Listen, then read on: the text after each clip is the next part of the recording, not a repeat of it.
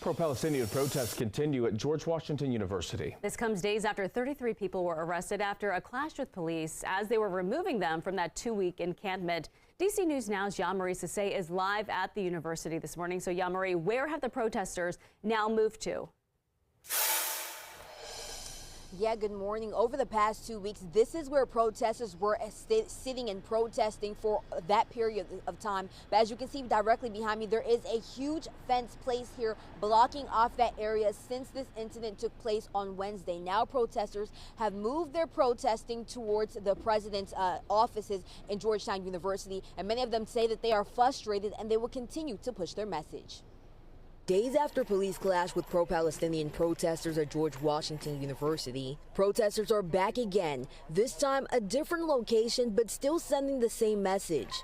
Dozens of students marched to the George Washington University president's office Thursday night. They linked arms screaming "Free Palestine" while police were present. They're calling for a ceasefire in Gaza and for the university to cut any financial ties to Israel. After nearly 2 weeks of camping out on GW's property, Wednesday's chaotic encounter with Metropolitan Police led to 33 pro-Palestinian protesters being arrested and now a large fence around where the encampment once stood. One of the many people arrested was Selena, a Georgetown University student, and she's facing trespassing charges after being at the encampment since day one. And she says she's not letting up. It was brutal, but we know that it's minuscule in comparison to what's going on in Gaza currently, and we plan to stay here until they divest from genocide, until they stop funding the genocide going on in Gaza, and we're determined to stay here, and no, we're not afraid.